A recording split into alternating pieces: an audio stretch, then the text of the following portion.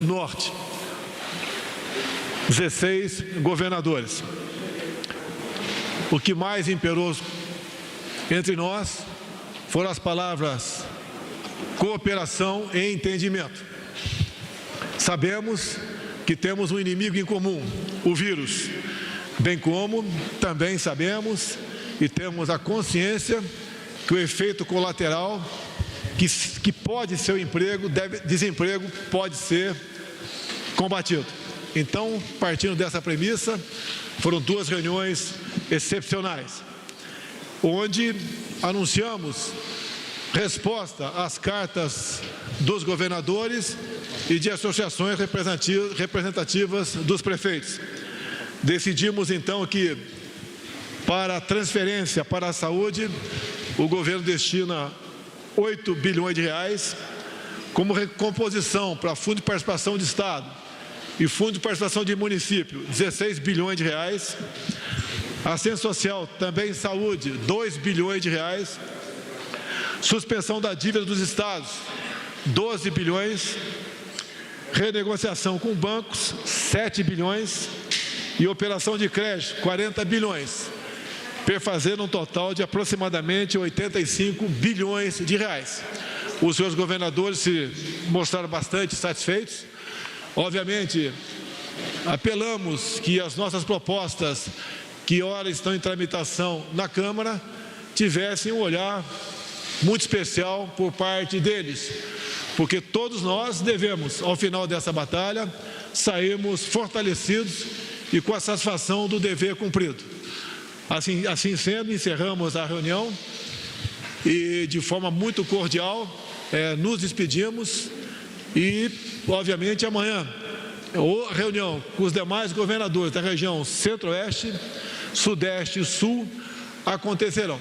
Então, estou muito feliz, cumprimento não só os governadores, bem como meu vice-presidente da República, os senhores ministros e secretários, que foram pessoas que realmente, com muita galhardia, com muita competência, souberam dar uma resposta aos seus governadores que, de forma muito justa, haviam pleiteado junto a nós. Então, eu muito obrigado a todos e passo a palavra agora à disposição dos senhores jornalistas, dos nossos ministros e secretários, para que possa ser sabatinado e questionado por vocês. Muito obrigado.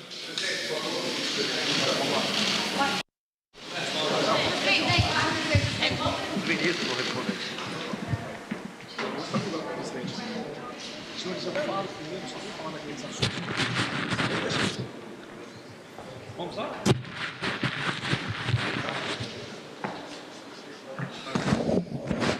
Senhores, uma boa tarde. Os senhores já sabem que semana passada foi instalado aqui o Comitê de Crise. Eu queria deixar isso aí bem claro. Esse Comitê de Monitoramento da Crise, ele coordena os ministérios e os órgãos federais envolvidos. Hoje, por determinação do presidente, na Sala Suprema e no Salão Leste, nós instalamos o Comitê de Operações, que vai operacionalizar todas as ações e agilizar as ações adotadas pelo governo federal. Esse comitê terá também um contato direto com os governos de estado e com os municípios, com as doações, tudo isso será operacionado lá embaixo, focando basicamente isso que eu já abordei, a logística, a agilidade dos processos e demais ações que forem necessárias. Então, o comitê trabalhará 24/7 e deverá estar operacional, amanhã, né? Amanhã ele deverá estar operacional. E a imprensa depois será convidada a visitar este comitê, coordenado pelo pessoal da comunicação da Presidência da República. Muito obrigado.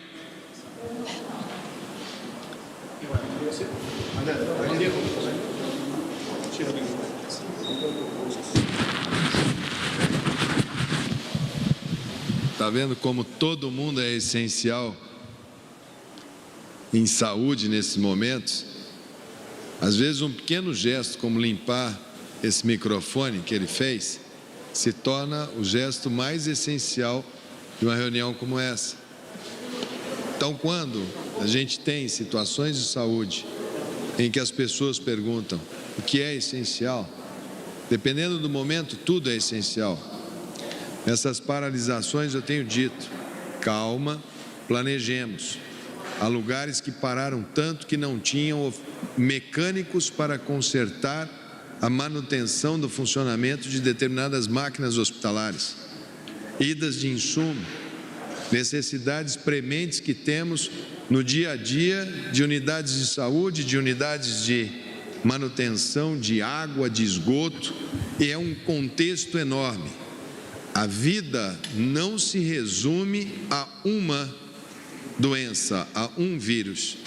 O sistema de saúde continua funcionando, as pessoas continuam tendo apendicite, continuam tendo problemas cardíacos, continuam precisando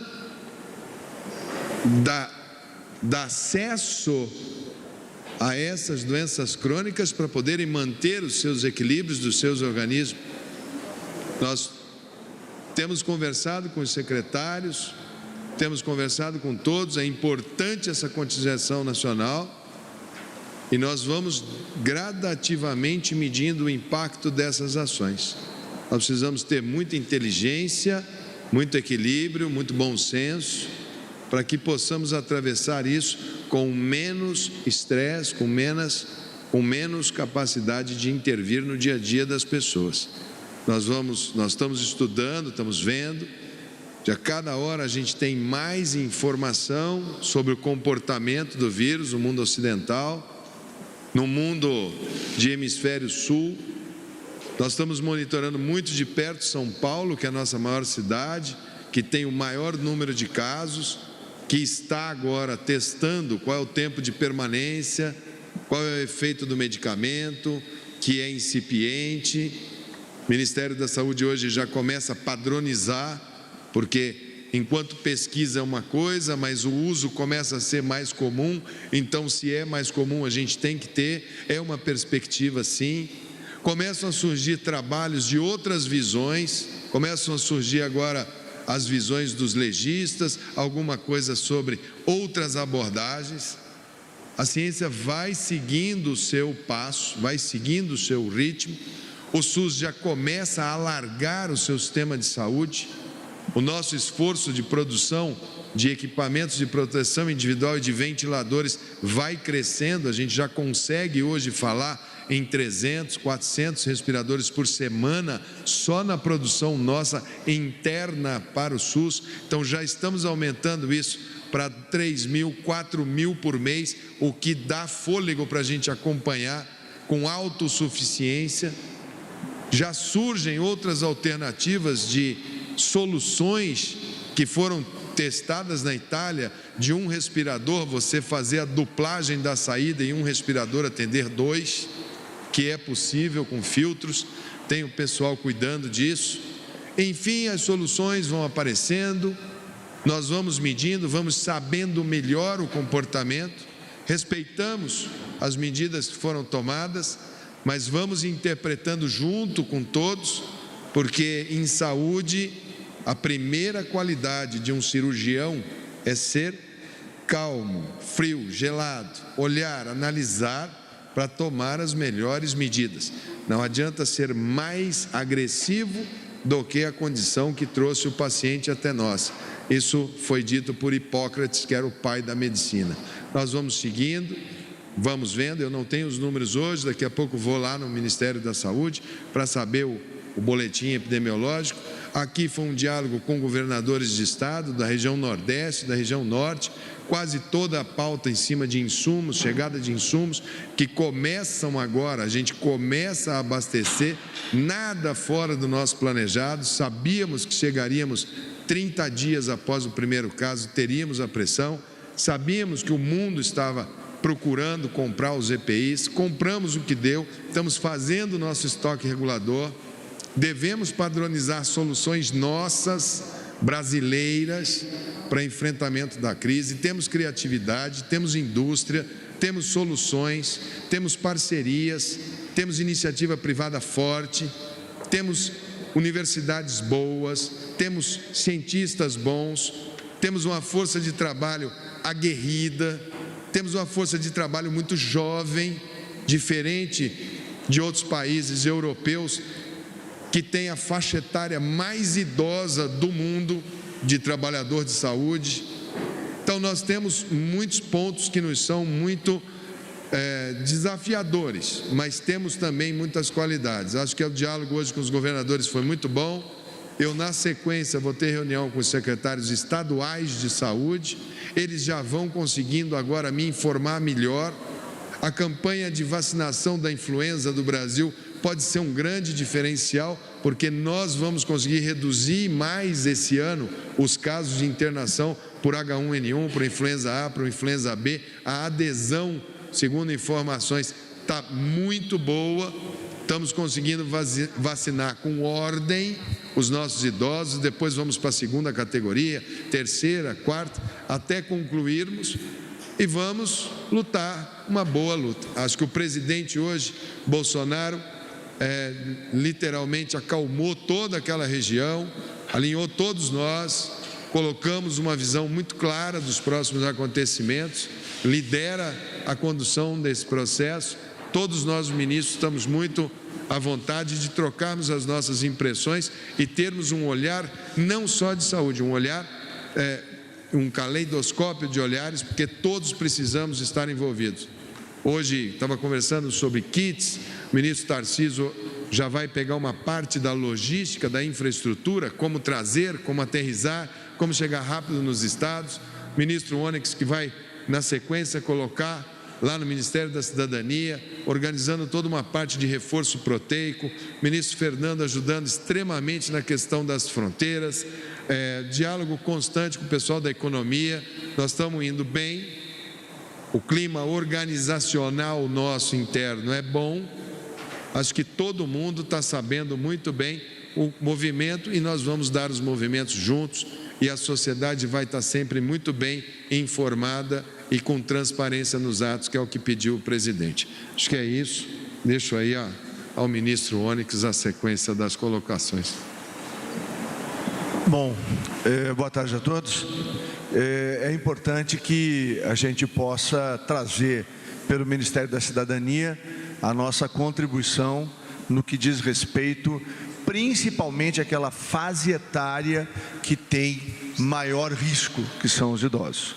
Então, nós estamos trabalhando hoje com o anúncio desses 2 bilhões que virão para o Ministério da Cidadania para o atendimento da assistência social. Nós já pagamos no dia de hoje 100 milhões de reais, que é o que está pactuado pelo Consuas, que é o Sistema Único de Assistência Social, de tal forma que até o final da semana a economia deve transferir mais recursos, nós devemos pagar uma segunda parcela de mais 100 milhões, perfazendo em torno de 195 milhões por mês, que é o que está pactuado com o sistema no Brasil todo. É muito importante que os CRAS, que são os Centros de Atendimento da Assistência Social, não fechem. É importante dizer isso. Os homens e mulheres que trabalham na assistência social, eles são os soldados importantíssimos da prevenção nessa guerra contra o Covid-19. É fundamental que a gente possa levar orientação.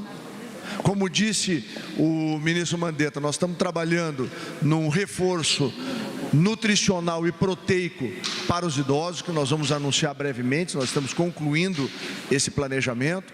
Da mesma maneira, os municípios devem manter o sistema de assistência social em alerta permanente, visitando e orientando principalmente os asilos.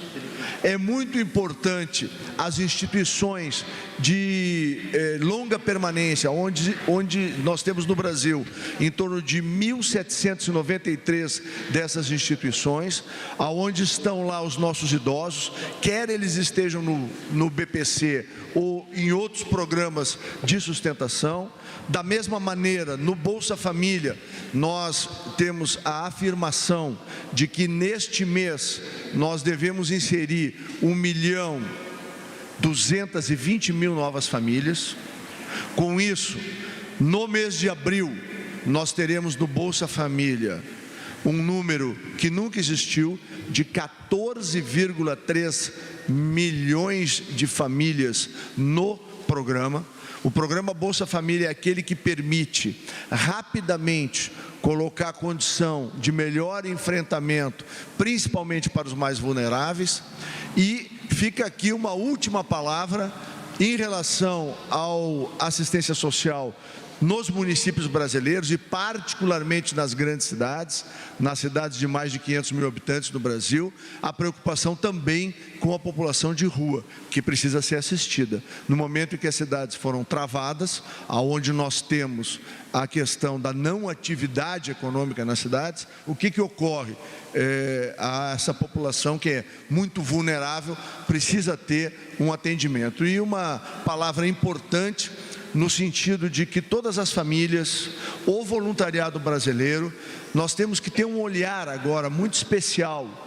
O Brasil tem uma média etária mais baixa que os países europeus, mas isso não quer dizer que nós não tenhamos e muitos idosos no Brasil. Se nós somarmos o BPC com o Bolsa Família, nós temos nestes programas 3 milhões de idosos que precisam da nossa assistência. As famílias têm que fazer rodízio, os filhos têm que, ou netos, ou os afilhados, devem assistir os seus idosos das suas famílias em sistema de rodízio, para que eles permaneçam em casa. Eles não podem se expor. É muito importante isso. Isso é também importante para os mais vulneráveis, aqueles que não têm família, aqueles que estão em asilos, que os sistemas de voluntariado se apresentem nesse momento nos municípios, em concatenação com o sistema de assistência social, para poder levar alimentos, material de higiene para essas pessoas. Nós temos que ter clareza de que nós precisamos, ao proteger os nossos idosos, ao mantê-los sem circulação, a gente possa dar a eles a condição de não se contaminar. Com isso não sobrecarregamos o sistema de saúde e, o que é mais importante, vamos lenta e gradualmente liberando os mais jovens para que a atividade econômica possa ser retomada no Brasil, porque é importante sim combater o coronavírus e fazer com que o Brasil, talvez nesse processo de organização e liderança que o presidente Bolsonaro está fazendo para o enfrentamento do coronavírus, talvez o Brasil possa surpreender, e se Deus quiser, e Deus há de querer,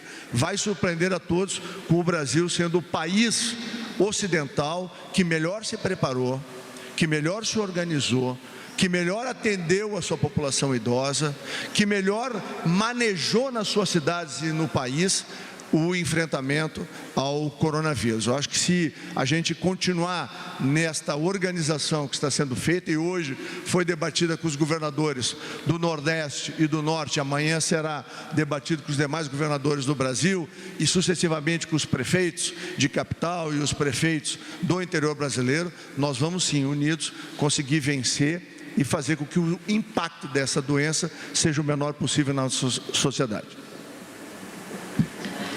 Abriremos para perguntas agora. Primeira pergunta da Cláudia Bom Tempo, TV Globo. Boa tarde, ministros. Cláudia Bom Tempo, TV Globo. Eu queria saber se o governo pretende usar a logística, as Forças Armadas na logística de combate ao coronavírus. Se tem alguma ação prevista nesse sentido, distribuição de máscaras, de insumos médicos. Boa tarde a todos, eu sou representante do Ministério da Defesa.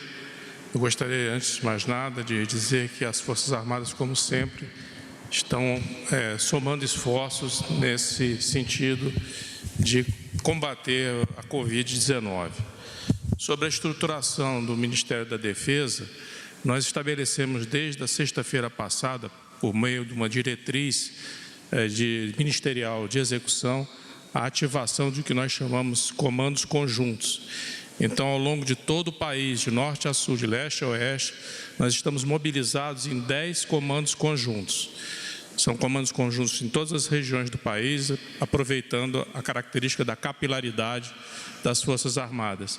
E um dos principais aspectos do nosso emprego é apoiar os órgãos de saúde e de segurança pública. E dentro desse apoio está contida a logística.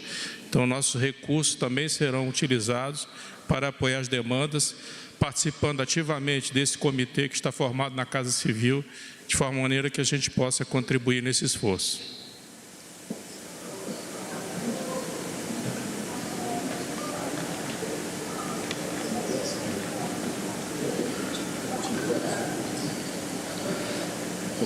Com licença. Ai, desculpa. Obrigado. Bom, o presidente Bolsonaro comentou sobre o número de 85 bilhões de reais, na realidade um pouco mais. Eu gostaria de esclarecer algumas dessas medidas. Na realidade, o número é um pouco maior, 88,2 bilhões de reais, e trazer aqui alguns detalhamentos dessas medidas. Certamente, perguntas trarão, enriquecerão o que eu falarei agora. Foram 6 medidas anunciadas, medidas federativas para estados e municípios. Nós tivemos uma reunião hoje sob a coordenação do presidente Bolsonaro com 16 governadores, 7 governadores da região norte e antes 9 governadores da região nordeste. E essas medidas anunciadas, elas tiveram por base os próprios pleitos dos governadores e prefeitos. Nós analisamos cerca de 4 documentos que os governadores produziram, elencando as principais ações que os estados demandam, bem como 3 documentos das principais entidades municipalistas com os pleitos dos municípios. Tomamos então esses 7 documentos por base e listamos 6 principais ações que somam 88,2 bilhões de reais. A primeira ação se refere a uma transferência fundo a fundo. E o que isso significa? Significa uma transferência do Fundo Nacional de Saúde para cada um dos fundos dos 27 estados e DF e todos os fundos dos municípios. Nós temos quase 5.700 municípios. Essa ação, ela soma um total de 8 bilhões de reais.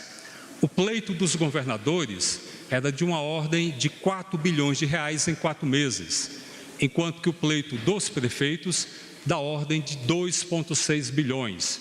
Portanto, a soma dos pleitos de governadores e prefeitos, nessa transferência direta, um auxílio financeiro feito, um Fundo Nacional de Saúde da União para Fundo de Estados e Municípios, um valor de 6,2 bilhões, e o governo federal, de fato, por entender que é uma das medidas mais efetivas e mais diretas no combate às mazelas do coronavírus, voluntariamente se dispõe a transferir 8 bilhões de reais. Os critérios para essa medida serão desenhados em conjunto pelo Ministério da Saúde com o Ministério da Economia e Casa Civil, além de, quando necessário, da participação de outros ministérios.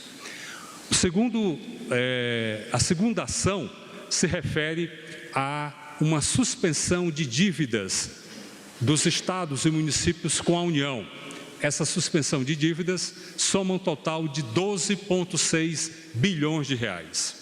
Isso trará, em 6 meses, um perfil de melhor posicionamento fiscal e orçamentário dos estados e municípios e permitirá uma retomada mais gradual desse pagamento, em condições de melhores prazos e custos.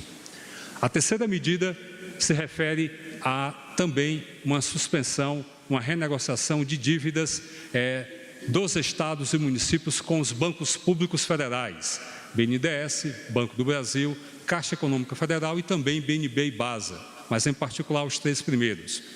A monta, nesse caso, o valor total, é da ordem de 9,6 bilhões de reais. A quarta medida se refere ao que o ministro Onyx já apontou aqui, ao relacionado às SUAS, ao Sistema Único de Assistência Social, e soma 2 bilhões de reais. Cobre também uma das parcelas mais vulneráveis nesse momento de crise. A quinta medida se refere a um ponto importantíssimo. Nesse momento, onde o dinamismo econômico é menor, o Fundo de Participação dos Estados, o FPE, e o Fundo de Participação dos Municípios, que é o FPM, eles deverão apresentar uma retração. Nós entendemos que essa retração será de uma magnitude de 4 bilhões de reais por mês. Portanto, uma medida em 4 meses de 16 bilhões. Lembrando, FPE e FPM são recursos transferidos da União a partir da arrecadação com imposto de renda IPI para estados e municípios. Como esses impostos deverão ter uma menor arrecadação nesse período, a União complementará em 4 bilhões por mês, totalizando 16 bilhões, o FPE e o FPM. E a última medida é aquela que tem um volume financeiro maior, consta de 40 bilhões de reais e se refere a operações de crédito. 20 desses 40 bilhões se referem a uma securitização de dívidas já constituídas e que terão um perfil melhor, em um prazo de até 20 anos, sendo uma renegociação em parâmetros que levem a um menor custo comparado com o status atual. Os outros 20 bilhões são relacionados a medidas legislativas em tramitação, em particular um plano de equilíbrio fiscal, também conhecido como Plano Mansueto, por ser o secretário do Tesouro Nacional, que desenvolveu com a sua equipe esse plano de equilíbrio fiscal, e ele contempla para estados que não tenham hoje acesso a financiamento com garantia da União, uma possibilidade de um novo limite da ordem de 10 bilhões ano, portanto, somente em 2020 há um limite de até 10 bilhões de reais, com garantia da União, empréstimo com garantia da União, bem como uma reformatação também dentro do PLP 149, que está na Câmara dos Deputados, do regime de recuperação fiscal. Então, nós temos um total de 8 bilhões de transferência fundo a fundo, mais 12,6 de suspensão de dívida por 6 meses dos estados e da União, dívida deles com a União, mais 9,6 de uma renegociação de dívidas dos estados e municípios com os bancos federais, mais a complementação da ordem de 16 bilhões FPE e FPM, mais 2 bilhões associados ao sistema de assistência social, SUAS, e, por último, um conjunto de 40 bilhões de operações de crédito. Somam, então, um valor da ordem de 88,2 bilhões de reais em uma operação que traz, nesse momento de emergência e de calamidade, ações coordenadas pelo governo Bolsonaro, pelo governo federal, com os estados e municípios, atendendo a pleitos dos próprios governadores, seus secretários de Fazenda, prefeitos, seus secretários de Finanças municipais, e nós temos que essa consecução será feita de forma coordenada e teremos a necessidade do apoio dos governadores, dos prefeitos e de suas bases para que haja aprovação de medidas legislativas que estão em tramitação e de outras medidas que contemplarão esses pleitos.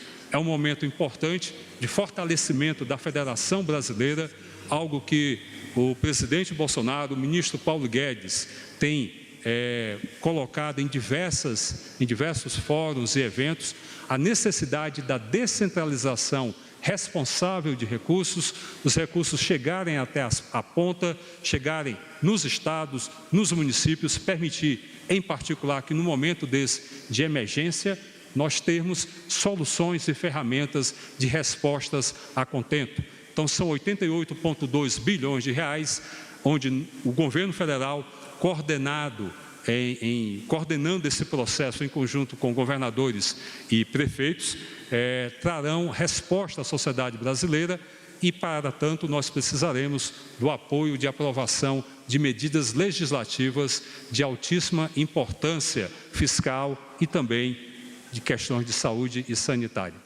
Fico à disposição para dúvidas. Segunda pergunta, Jussara Soares, Estadão. Boa tarde.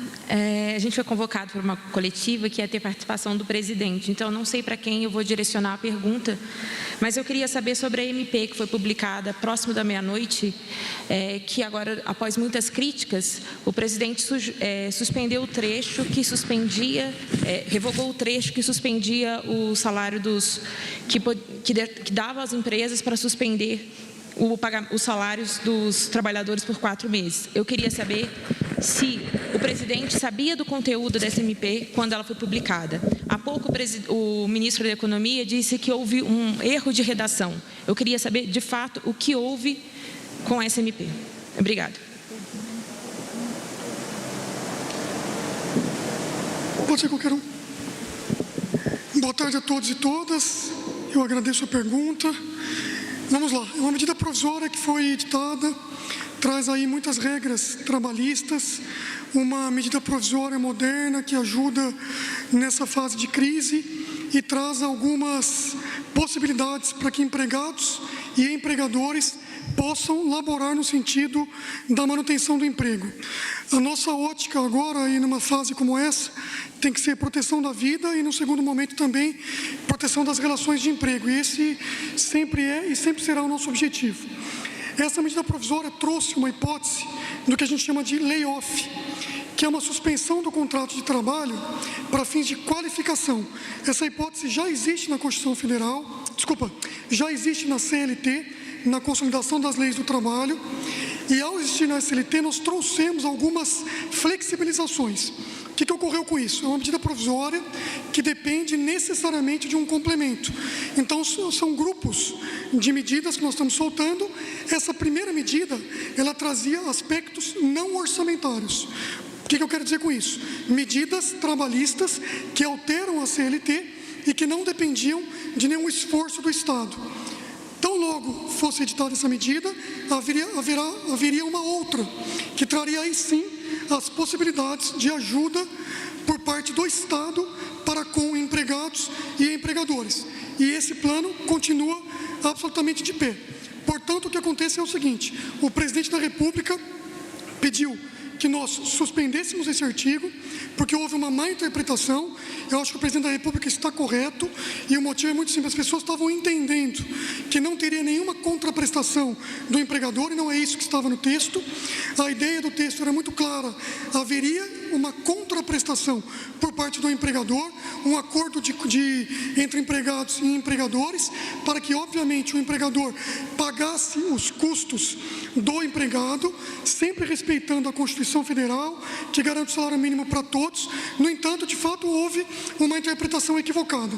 Diante dessa interpretação equivocada e do descasamento das medidas que houve por conta de uma medida não ser orçamentária e a outra medida ser orçamentária, o presidente entendeu por bem uma revogação desse dispositivo, e que nós pensássemos na próxima MP orçamentária num novo dispositivo que aí sim já trouxesse as duas coisas em conjunto: a possibilidade de suspensão e também a contraprestação por parte do Estado. Não tem isso ainda. Pois não? Não tem isso ainda. Não, desculpa, eu só queria saber quando essa MP... Quando essa nova MP será apresentada? Se ela já tem um prazo, o presidente pediu celeridade nisso, enfim, essa é a minha dúvida. O presidente determinou celeridade nisso, já houve um comprometimento do ministro Paulo Guedes também, e um pedido expresso para nós. Todos nós estamos trabalhando nisso, como já estávamos, mas de fato há um descasamento. Toda medida que envolve custo e gasto depende de uma responsabilidade fiscal. E ainda que o motivo seja absolutamente louvável e nós estejamos trabalhando com a maior presteza possível, ela demora um pouco mais que as outras. Mas o presidente da República está absolutamente, pediu que nós trabalhássemos absolutamente com pressa, e nós soltaremos isso o quanto antes. Obviamente, estamos conversando com todos os atores e, enfim, burilando o texto, terminando, para que o presidente da República possa avaliar, e tão logo avalie, faça a publicação dessa medida provisória com as duas medidas casadas: a medida da CLT e a medida da ajuda por parte do Estado para com os empregados e também os empregadores, em prol da proteção do emprego. Terceira pergunta, Gustavo Maia, O Globo. Boa noite. Eu queria perguntar também ao presidente, mas ele não se encontra. Mas eu queria saber se o presidente afirmou ontem que brevemente o povo saberá que foi enganado por esses governadores na questão do coronavírus. Se isso ocorreu realmente, como é que é possível um bom diálogo, como ele citou aqui hoje? E aproveitar para perguntar também se vocês foram orientados por que não usar máscaras hoje, se usaram da última vez. O que é que mudou no protocolo?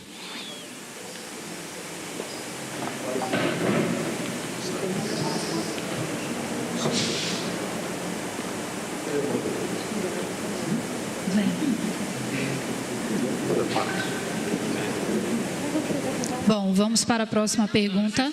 Desculpa. Então, para o secretário Valderi, a sua fala, o senhor falou que os governadores precisam ajudar também e que o governo tem que ter uma boa cooperação. Sobre isso que eu citei da fala do presidente, como é que o senhor acha que essa cooperação é possível se há esse atrito entre as duas partes? A solução trazida hoje pelo presidente, a coordenação, na realidade, pelo governo Bolsonaro, o próprio presidente, foi de um momento de um altíssimo simbolismo. O presidente conversando, dialogando, buscando soluções com os 9 governadores do Nordeste, em seguida com os 7 governadores da região Norte. As outras regiões também terão reuniões similares, a partir de pleitos dos próprios governadores, bem como de prefeitos, e as soluções apresentadas, elas são não somente de larga monta, nós estamos falando de 88,2 bilhões de reais, como também são de alta eficácia e efetividade.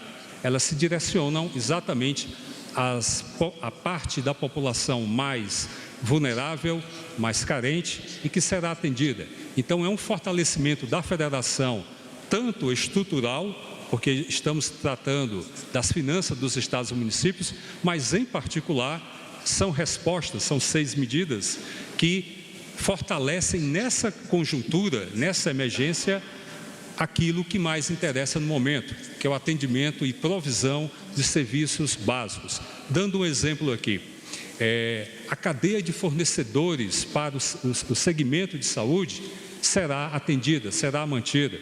O governo federal traz, mesmo com o zelo fiscal que possui, nós temos nesse momento, a partir do reconhecimento do Congresso Nacional de um estado de calamidade pública, uma dispensa do atendimento de meta de primário que nos permite desenhar e implementar programas que trarão, nesse momento, as respostas que o país precisa.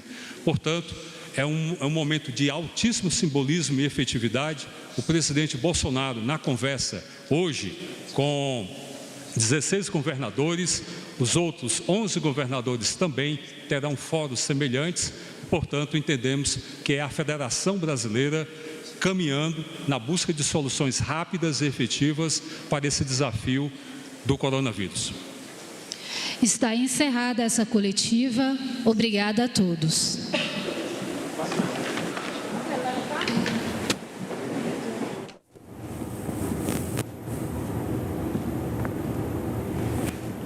Nós acompanhamos aí direto do Palácio do Planalto, em Brasília, uma entrevista coletiva que teve a participação do presidente Jair Bolsonaro, além de ministros e outras autoridades. Continue agora com a programação da TV Brasil.